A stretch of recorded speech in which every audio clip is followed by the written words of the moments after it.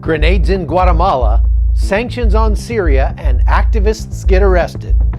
All that's coming up today on The Hot Zone. This is The Hot Zone. Engaging with the news in a whole new way, international war correspondent Chuck Holton brings insight into areas of crisis and lets you help those affected.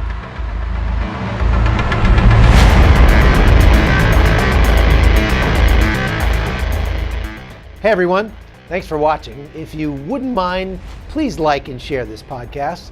If you're so inclined, leave us a review. They really help.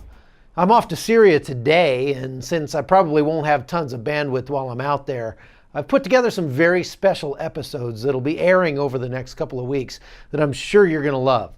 Here's a little teaser of what to expect.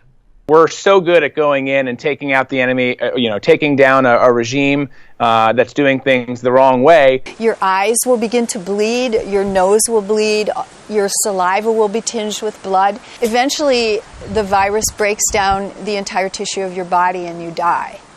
Really worked hard to try to pare down my equipment to the absolute minimum. She said, have you heard of the Russian mafia? If anything happens to me, then maybe you'll be in the news. It was a fire that I've never seen a fire burn or start that fast. The entire town is largely gone. We lost our home. You're not going to want to miss some of these exclusive interviews.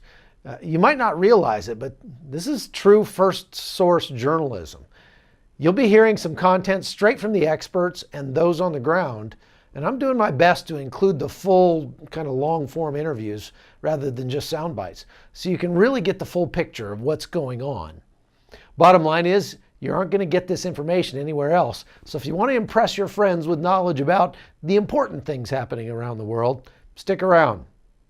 Also, I've started a sort of fun tongue-in-cheek side venture that is going to be airing on this channel. It's what I'm calling the Toxic Masculinity Minute, and I'm amazed at the traction it's getting. I'm just picking stories of honorable men and sharing them with you in a very short and shareable format with a mix of humor and powerful points that'll make a mockery of the toxic masculinity movement that's become so popular in American culture. My point? It's okay for men to be dangerous, to be heroes, and to conquer. And it doesn't have to be toxic when men act like men. I wrote a book about that subject. It's called Making Men: 5 Steps to Growing Up. You can get a copy of that book by going to patreon.com/hotzone and subscribing to this podcast. I hope you will. All right, on to the news. A grenade went off on a bus in Guatemala on Monday. Nobody was more surprised than the guy who was carrying the grenade. Apparently, he'd been planning to threaten the driver with that grenade, but didn't have sufficient grenade training or something. The alleged attacker was critically injured, as were 6 other people. This is part of a long-standing trend in Guatemala of violence against buses and bus drivers. Organized criminal groups regularly extort bus drivers and then rob entire buses. Disorganized punks sometimes try it as well, although maybe not as good of the outcome. A friend of mine in Guatemala had her phone stolen when 2 kids got on a bus and claimed to have a gun and then robbed everyone. And when they tried to leave, the people realized they didn't have a gun and they beat the tar out of those 2 kids, which is good. But this is why you can't have nice things, Guatemala. This is why so many of your people want to run away to the United States, where people don't rob buses with hand grenades. But rather than run away, the men in Guatemala ought to be demanding a hard stand against thuggery of all kinds. And they need to be empowered by their government to take back their country from the criminals. That's just my opinion, but I think it's the only long-term solution. Now, there are places in Guatemala which are relatively safe, and sometimes they're areas where the drug traffickers are most prevalent. The narcos don't allow the criminal gangs like MS-13 to rob and cause trouble in their areas because they don't want the police presence that petty theft brings. I did a report on this shortly after Donald Trump was inaugurated. Check it out. Right now I'm at a very remote border crossing between Honduras and Guatemala called Aguascalientes. And I was just talking to the police here and found out something interesting. Back before January last year, they were seeing 3 or 4 busloads a day of immigrants coming across here, people from as far away as Africa, Pakistan, Nepal, all heading north to the United States. He said that since Donald Trump has become president, they've seen here the number decrease to the point where now they have maybe 30 in a week rather than hundreds every day. And so it's been a huge decrease. But the real problem that they still have here is the movement of drugs across this border. And that's because with weak enforcement over the last 8 years of the Obama administration, the amount of cocaine being produced in South America has gone up tremendously. And we're talking about 150% in the last 3 years. And so the amount of cocaine coming north is increasing as well. And this is a highway for those kinds of drugs coming north, most of them headed right to the United States. So one of the drawbacks of the way that the Obama administration starved the U.S. military is that it really had an effect on drug enforcement as well in Central and South America. And that's what we're seeing here along this area. There's actually not a lot of crime here, and that's because the narco traffickers don't want a lot of police presence, so they keep things pretty calm in this area and don't allow much crime. But at any rate, this problem will only get worse if we don't deal with it as a nation soon. So they don't grow much coca in Guatemala, but the areas that are transshipment corridors tend to be safer for the average person than other areas as the cocaine moves through there up into Mexico and bound for the United States. So while the cocaine industry is a huge problem, for some Guatemalans it brings really the only security they can count on. Okay, the European Union imposed sanctions Monday on Russian military intelligence chiefs over the nerve agent attack on a former Russian double agent and his daughter in March of last year. If you remember, Sergei and Yulia Skripal were found poisoned in Wiltshire, west of London, and spent over a month in the hospital. Both of them eventually recovered. It was a scene right out of a spy novel where the pair had been exposed to a nerve agent called A234, which was developed by the Russians and delivered in a perfume bottle. Sergei was a British double agent with Russia, and so they tried to off him. The really unfortunate part of this story is that the Russian spies who tried to kill Sergei apparently tossed the bottle full of nerve agent out the window of their car or something, and it was later found by a man who gave it to his lady friend. She sprayed a bit of it on her wrist to see what it was and then died as a result. That really sucks. Never sniff perfume you find on the side of the road. It's a good rule of thumb. The sanctions levied this week also cover a Syrian research lab for allegedly making nerve agent. As terrible as that stuff is, terror groups are more likely today to use nerve agent like mustard gas or sarin in a planned attack than I believe at any time in recent history. That's because ISIS spent a lot of time and money developing the means and the know-how to make nerve gas and then employed it hundreds of times against the Kurds and the Iraqis. I myself reported on this during a trip to Sinjar, Iraq in 2016. When the Islamic State pushed into northern Iraq in 2014, most of the ethnic Yazidi residents of the area were forced to flee. In November 2015, Kurdish Peshmerga forces were able to recapture a portion of what they'd lost, including Sinjar, a city that was once home to 500,000 people. But the fight rages on. The Peshmerga may have driven their enemy out of Sinjar, but ISIS isn't giving up so easily. On the new front line, Peshmerga soldiers are living under daily low-grade attacks by snipers and indirect fire. So it's about 8:30 in the morning. It's a beautiful morning. The sky is incredible. The birds are chirping. And ISIS has been shooting at us all morning. Just sporadic fire, mortar rounds coming in from that direction and landing over here in the center of the city. Also, we've had just sporadic. So there's a couple of mortar rounds right there. Now that means we've got about 15 seconds before we find out where they're going to land, and they've been landing over here in the center of the city. But it's a kind of scary feeling because you don't have any control over where they're going to land, and if they land right here, it's game over. Oh, you hear it? There it goes. Landed over this way. So these Kurdish soldiers that are holding the front line here in Sinjar, they have to put up with this constantly. It's not really intense fighting. It's just very low-grade fighting most of the time. Once in a while, there'll be an attack, but it's mostly sniper fire and this indirect fire that they have to worry about. We've come here to see evidence of an attack ISIS made recently employing chemical weapons, a form of warfare that most nations have banned for more than 100 years. We traveled to a field just outside the village where the front line is today, and we're careful to stay upwind from the site of the attack. On the 11th of February, ISIS fired over 30 mortar shells from off here to my left into this village, now being held by Kurdish forces.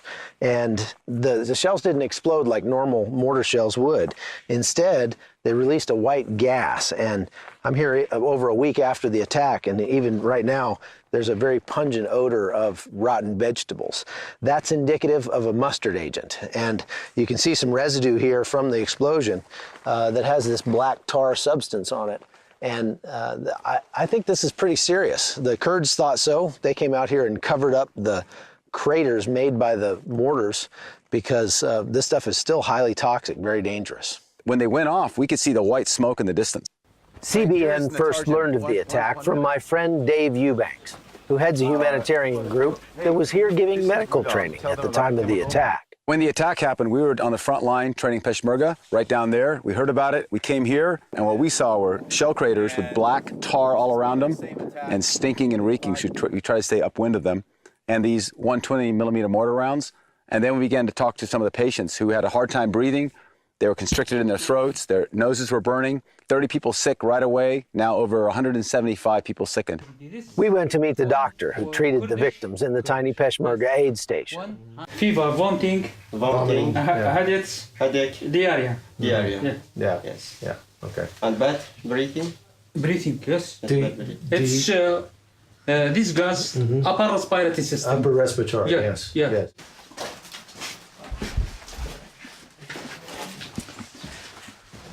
So the doctor has, they've taken samples of the residue from these mortar rounds that came in, and they're waiting for somebody to come and test them. No one has come, and they're pretty baffled by that. They're wondering why nobody really cares to come and test this and find out what kind of nerve agent it was. Not long after we left the clinic, one of the soldiers injured in the attack showed up asking for help from Eubanks' medical team. But before they could begin treating him, Oh gosh. Okay, I go to get it. It's very sick. Yeah. Lord, as you heal this man and help him recover. we rushed him to the clinic where the doctor did his best to treat him. But his condition didn't improve, so he was sent by ambulance to the nearest hospital, more than 2 hours away. Important test examination. Anybody come here? No, anybody come here to take test examination. What is this gas? We just don't know. Is it chlorine or is it mustard or is it something else? And that's why we need people to come and test this. The doctor was appealing, please someone come and test so we know, one, what it is so we can treat our people, two, so we know how to guard against it if we get hit again. As the ambulance was leaving, ISIS started shelling again. We got to go for the bunker. There's another incoming round. Stay right here. Is that it? That's it. Land over here. You gonna get your binos? The fight dragged on, and someone called an airstrike, while the Kurds fought back with their own weapons. As for the chemical used by ISIS, no one is sure what it is or where it came from. Now the biggest concern is that ISIS could find a way to transfer these weapons into Europe or even the United States. But for now, the Kurds are doing their best to keep them occupied here.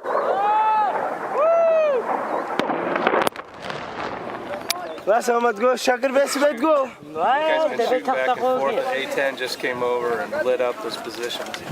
From northern Iraq, I'm Chuck Holton for CBN News.